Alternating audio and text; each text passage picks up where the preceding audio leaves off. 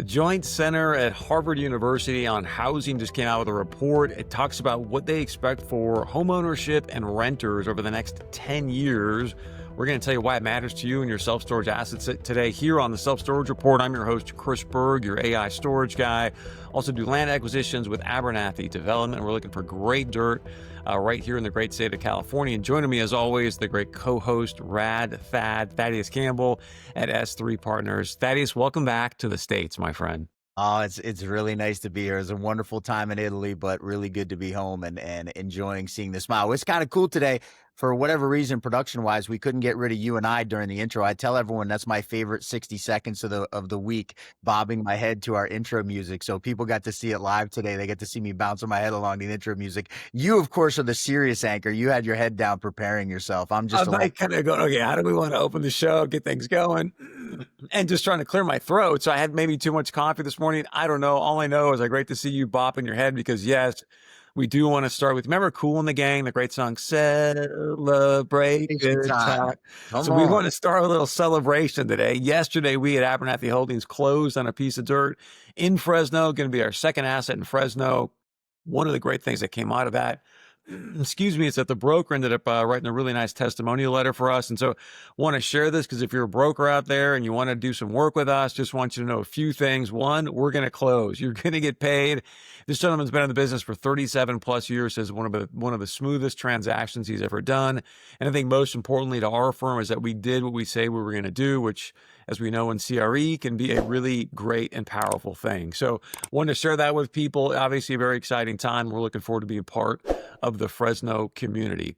All right, Thaddeus, I want to get into this report that came out from Harvard. And the reason I want to do this today is just talk about, I think it sort of backs up what you and I have been saying. Hey, there might be some headwinds right now within self-storage, but long-term, definite tailwinds, and why you and I are both bullish on the self-storage asset class over the next decade. So the study comes out, I think what the takeaways are, as we've all seen, cost of housing. They believe, hey, home ownership is definitely going to continue to go down. You've got these older baby boomers that want to stay in their homes very, very long term. And they're going to say renting is going to continue to escalate, which we all talk about often here. Excuse me, I don't know what's going on with my voice, but smaller, apartments that are going to be built. We're going to share with you in a moment what Lennar is currently building as far as single family homes. And I want to get into that. There was a great or interesting piece that came out around what is happening right now in the housing market, the affordability crisis that we all see. So we can bring that up, please, Thaddeus, and give people a chance to understand some of the just data that's out there in regards to what has to happen for us to get back to just pre-pandemic housing affordability. So income spiked by 60%. Probably not going to happen, especially, and I shouldn't chuckle, but you look what's going on with Starbucks. Best Buy announced more layoffs today. We could have a government shutdown coming up. That's going to be more layoffs. Home prices falling by 38%. Not tomorrow, but could be a possibility. Or mortgage rates going from 6.5 to 2.23. You and I just talked before the show. One of the things that you've been looking at, Thaddeus, is what? Yeah, like if you look from the time the Fed cut rates last week, it's been a week now, the 10-year has crept up. It hasn't been drastic, but it's crept up. Now, interest rates on a 30-year came down briefly, but they're starting to creep the other way as well. So some of those markers that we look at for any long-term relief in housing movement, they aren't making us feel like there's any great relief coming in the short term. No, not anytime soon. Other than, I will say this. So Lennar had their earnings call on Friday.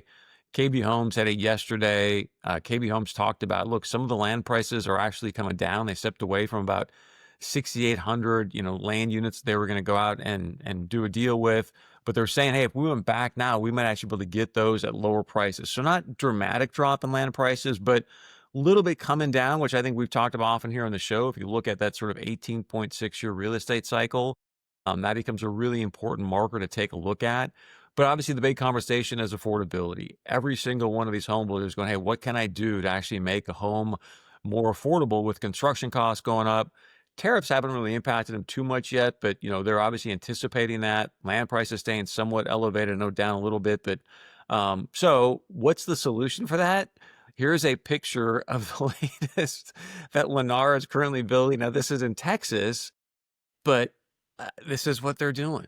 129 grand, one bedroom, two bath, 661 square feet. Not a lot of room to store your, canoe or bike or anything of that nature. And so, as you and I have talked about before, you see homes being built like this. Again, I think it bodes well for our thesis around, hey, we are long self-storage. I mean, listen, you're going to have a storage unit if you're living in this house, no doubt about it. This makes me laugh because the first home I bought was 2,400 square feet. I spent $186,000 on it, which is, half again as much as this, but almost quadruple or triple the size. No, quadruple the size. Kind of crazy. We've been talking about this for weeks, right? When the market speaks, people seek to fill the void. And the market is saying that a 2,000 square foot, 2,500 square foot house is not affordable to the vast majority of people. So where are people going to go, right? They're spending $2,000, $2,500 a month on 900,000 square foot apartments. So doesn't it make sense that a home builder is going to come in and say, hey, let's fill this void. Let's find a way that we can get somebody into a house that they own, that they have equity in. And it'll be very interesting to see how this new product sells, because as I've mentioned before, we're on a 50-year streak of home sizes increasing in the US. This is a pretty drastic reversal. Yeah, and it's been reversing now for, the last at least several years for sure. And I think what's interesting as well, when you get into the renting piece, this is home ownership, very small. We've talked about multifamily being smaller, but also what's really interesting about Lennar, if you follow the TikTok there, is they've got a company called Melrose that's now doing their land banking. And that's how they've been able to, keep their balance sheet looking stronger than maybe typically would be if they were land banking themselves. I bring that up because there's also another home builder named Taylor Morrison. I hadn't really heard of this, Thaddeus, so maybe I'm just the naive one here, but they've got this new piece of their company called Yardley. Have you seen this? I have not. Yeah, so I'm not the only one that then I was like, oh, this is, and it was what they're doing, which I think is a really interesting concept. And I want to get to my point in a moment, is that they are now building sort of build to rent homes within communities. So it's like an apartment, but it's a home, and you've got your nice amenities with a gym and the pool, and yada yada yada. I think what I want to get at there is that is home ownership the solution that we've all been sold? Like, is it the real deal? Or, hey, do you think people are kind of going, you know what? Maybe I'm better off just renting, especially right now because my costs are lower. At the same point in time, the money I'm saving compared to owning because of insurance and fixer ups and all those kind of things, I'll just go invest that in maybe an AI stock or whatever, the way the stock market's going. Do you think that mindset is starting to shift in America or no? I think 100%. We're seeing it in younger millennials and Gen Z, where the idea of home ownership has been so far-fetched that they're not even really looking at it. And of course, then the problem becomes, what was the value of home ownership? Well, it was this idea that you were going to get a greater increase in your asset value than anything else you could buy. Well, if we don't have this next generation of people forcing price increases over time, supply and demand, if there's not a demand for that product, and then you're not going to have those price increases, you're not going to have that equity build in a home over time, then it doesn't make sense to spend that money on a home. And the other flip side of that I would mention, and of course renters are going to pay for this a little bit, but the rise in property taxes around our country. Now we're seeing it acutely in the self-storage space, right? Local property taxes are becoming a major issue of why some of the REITs are seeing very tough year-over-year NOI growth, because their expenses are growing because of property taxes, of course, insurance, a little bit of that as well. But if you're a homeowner, I sold a home a year and a half ago. My property taxes were the same amount yearly as my mortgage. So yeah, it cost me just as much to pay my property taxes as it did to pay my mortgage, Chris. And so how is that appealing to somebody who wants to go buy a house? It's not. And so if we don't start to get some of those issues under control as a country, I can absolutely see a scenario, and the Harvard study pointed this out, that their best case scenario was housing growing at a slower, at a relatively normal pace. That was best case scenario. Worst case scenario didn't look good at all for housing. Of course, either way you go with that, whether housing picks up with smaller homes like Lennar, or whether we see an increase in renting, long term, both of those things I think bode well for storage. Yeah, and I think what's really interesting as well, and I've touched on this article that just came out today, so we can bring that up in regards to capital that's moving into self storage as well. we saying for you and I think that are out there beating our head against the wall each day, it's like, wow, there's a ton of capital right now in this space. And yet sales are up 19% year over year. This year, you're going to have, I think, more capital coming in. And I share that because we talked about this at SSA, where there's these 27 ODCE funds. 20 of them right now didn't have any allocation towards storage, according to Joe Margolis, the CEO of Extra Space. So I wrote about that recently in our newsletter, and a gentleman emailed me back from William Warren Group, and he gave me some actual data that I want to share with people. So these funds have got $279 billion in gross real estate assets. Again, 20 of these, so roughly 200 billion, don't have any allocation towards, any allocation towards storage. If you just start putting 4 or 5% of that, towards storage, man, that is a lot more. I mean, literally hundreds of billions of dollars going towards, not hundreds of billions, but another $10 billion chasing, storage assets, which the 19% up year over year could be even more. Yeah, I think that, to your point, the long-term track record of storage makes it such a desirable asset in a moment like this, right? And we've talked about the 18.6-year real estate cycle ad nauseum. Go back to 2008, the most recent time we had a significant recession. Storage survived that better than any asset class by leaps and bounds in commercial real estate. And so does it make sense if we are going into what you and I think, which is late 2026, another significant recession? Does it make sense that these people that are parked in multifamily or, God forbid, office or even big box industrial, which is starting to see some headwinds as it maybe got overbuilt, is storage going to be a place where they can shelter through the pain?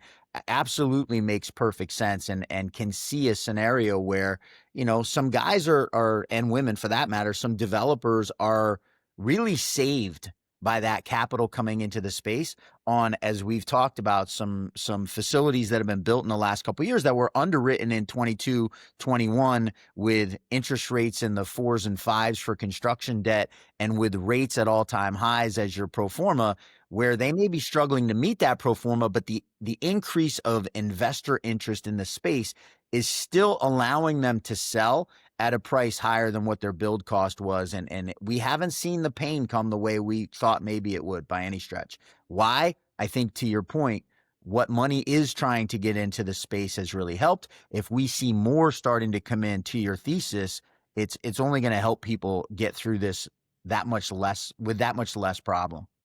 And I think you bring up such a great point where, hey, look, we always mention about Nick Walker from CBRE. They do a tremendous amount of volume within this industry. He's been around the business forever. He called October 2024 as the bottom of rates. If that bears out to be true, now you've talked to people that maybe don't agree with that, and yet if that bears out to be true or even close, I think that's where you see institutional capital going, okay, I may not buy the exact bottom, but at least I'm starting to get that uptick trend. As you're saying, I might as well ride that trend in storage because if things get worse, we know where office is going, other asset classes. I think they are thinking, hey, this could be maybe a safe haven for my investors and our capital. I mean, we've made this point now for a few weeks that as bad as it's been in storage, it still hasn't been that bad, right? It's still been the returns that Extra and Cube and Public and NSA and now SmartStop are showing. You could do a lot worse in an industry that's having its all-time worst run of a couple of years. So to that point, it's a place where people can go and feel relatively confident that they're not going to get completely scalded. Yeah, I think it's interesting too. I mean, just where we're at in the cycle again, and as Thad has just mentioned with this 18.6-year real estate cycle, we continue to kind of break this thesis. And I can't, I look at the stocks, as you said before, with Lennar, KB Home, some of these real estate stocks we mentioned back in September of 2024, that appeared to be the peak. We'll see what happens, but that appeared to be the peak. Then we said there's going to be sort of the second run up to see if, hey, we can actually beat that all-time high. They've had a nice little run up, but again, with the rate cuts, they've started to drop back down. I don't know if you saw it today. GDP was revised at 3.8% versus 3.3, which I think that puts more of the handcuffs on Powell, because how do you continue to cut rates into a growing economy? So, but with the layoffs, I'm just glad I'm not Jerome Powell. Your thoughts? They're facing such a crazy situation with their dual mandate, right? They want to keep inflation under control, but the economy is growing relatively quickly. At the same time, when's the last time you heard Starbucks not only announce layoffs, but store closings? Like, when Starbucks starts closing, that's not a good sign for the long-term efficacy of the current economy, quite frankly, right? Because as expendable income goes, Starbucks is about the top of the list for what people are going to spend quote unquote expendable income on. And again, you always bring up a great point. So if I'm thinking from that standpoint and playing defense, someone may have an argument. Yeah, well, speaking about disposable income, the first thing that's going to go is storage. Do you agree or? Again, this goes back to the 40, 50 years of SSA, right? And the track record we have in the space. The stark reality is very few times, really never in the history of down cycles, and we've been through 3 of them since storage really became an asset class per se. That didn't happen. Like, people didn't throw out their storage. They didn't stop paying that bill every month. Now, could you argue that the cost of a unit now is more substantial than it was then? Yeah, you could. But is it really significantly more relative to, what the dollar was worth at the given time? I don't think so. I think track record tells you that people really value their things and they don't want to let go. And quite frankly, that sentimentalism becomes even more of something that somebody values when they're going through a hard time. The last thing they want to do is throw away grandma's, bed set when they're already struggling and having stress with what's going on in their life. So could it happen? Yes. We hear that self-storage's biggest competitor is the dumpster. Could it happen? Yes. Has it ever happened in a previous cycle? No, it hasn't. So do I think it's going to be the outcome? No, I don't. I think they're going to keep continuing to pay that bill every month. Well, and I think now as we talk about these smaller homes, smaller apartments, it becomes not just a luxury, but almost a necessity because you need it for your bike, your canoe, or whatever sort of, other things you've got going on. Because as we've talked about before, those millennials use it more like a garage. And so I think it becomes even that much more of a necessity. At least that's the thesis I'm going to go with because I'm in the asset class. Let's go with that. With that being said, I'm going to share something with you that's relevant to what we're talking about. I had a great conversation this morning with Matt Lang from Go Store It. And he was talking about where the biggest price increases are where can you command a premium in storage today? There's 2 places only in storage that you can command a premium in 2025. And I trust Matt Lang. Go Store It, obviously 150 stores. So he's got a lot of data to pull from.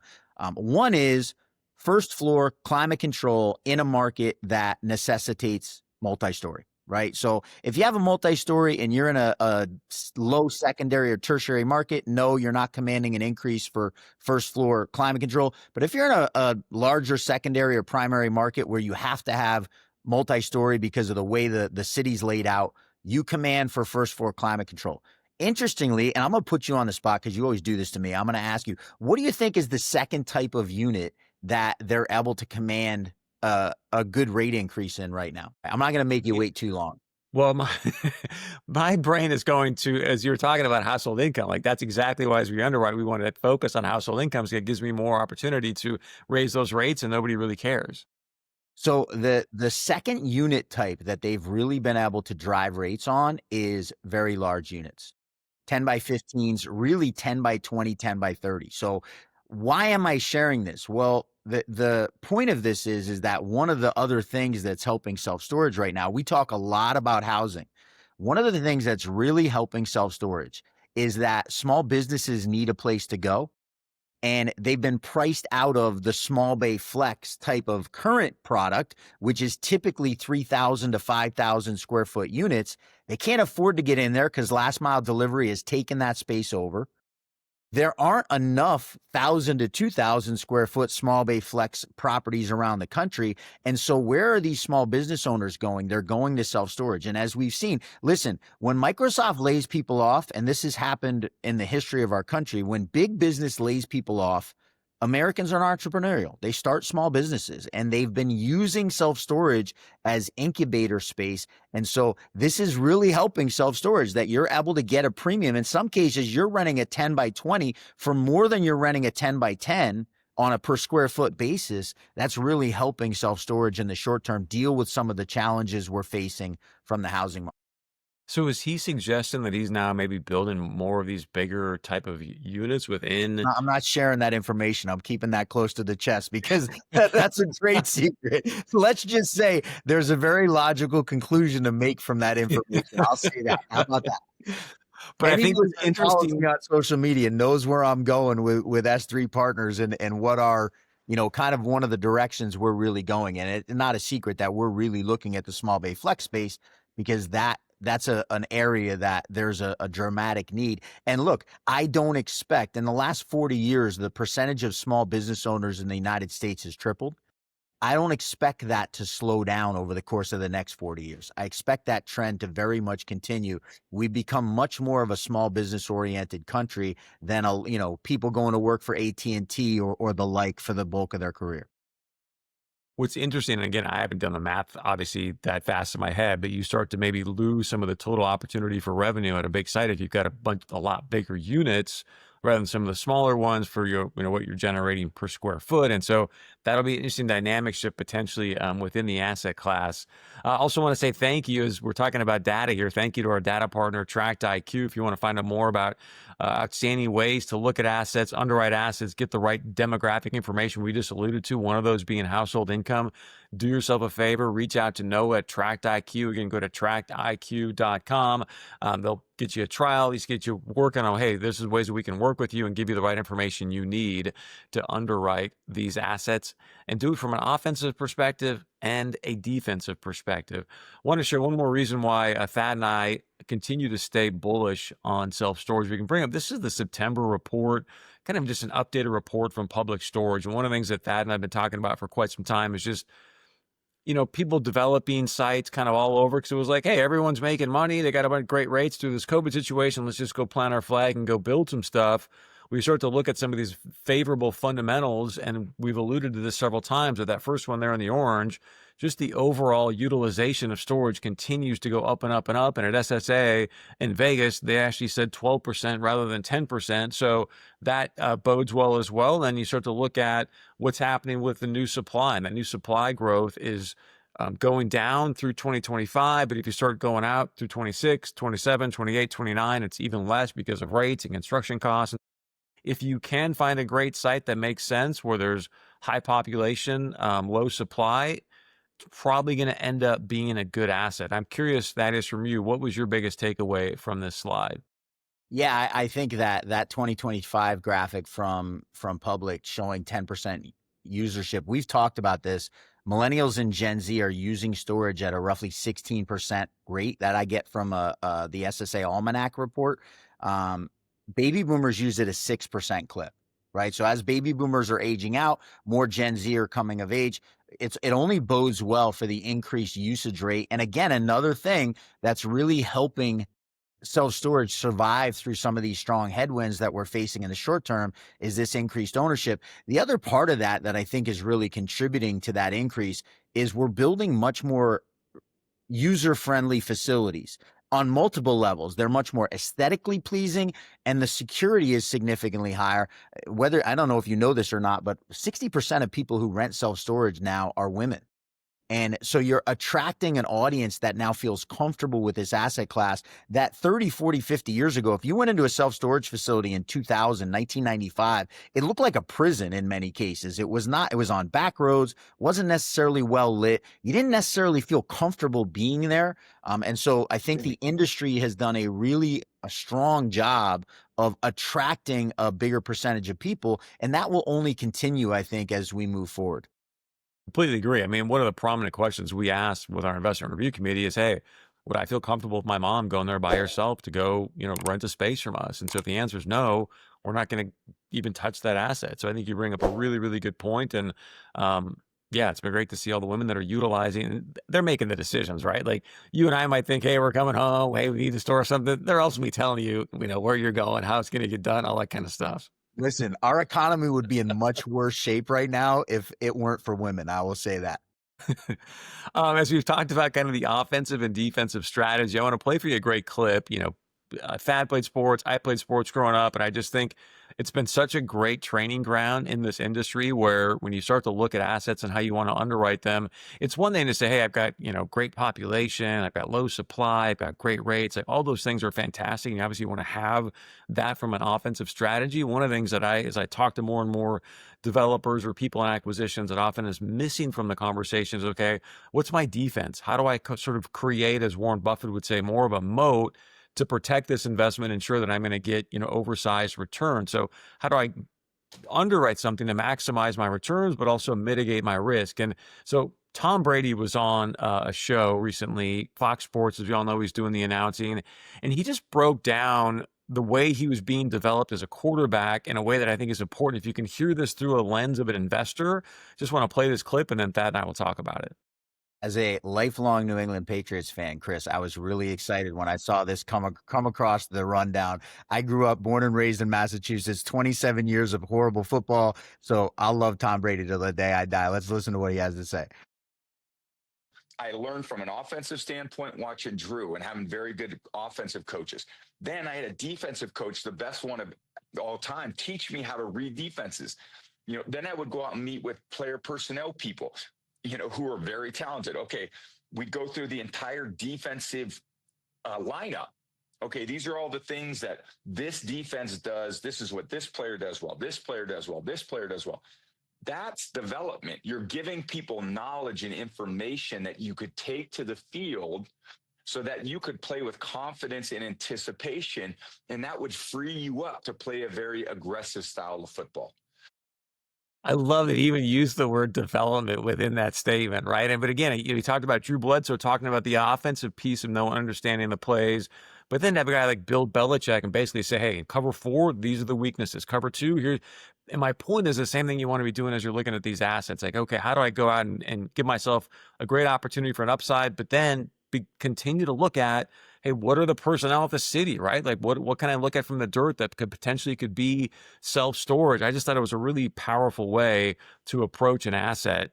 What was your takeaway other than the fact that you love Tom? Tell you what I started thinking immediately. You just had my very good friend Tony Artizzoni on your other podcast this week or late last week, one of those times.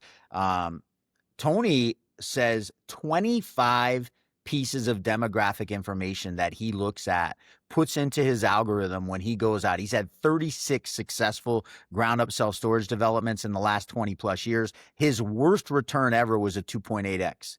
My point being, he's looking at 25 plus different pieces of information to determine whether or not a site is going to work for him or not. And so to that point that you're making, it's not just about, hey, does the rent look good? And, is there low saturation? It goes way beyond that. And it's why I'm lucky and gifted to have friends like Tony and obviously working with Barry Sherman, people that have, years of experience and are the Drew Bledsoes and the Bill Belichicks of the self-storage world.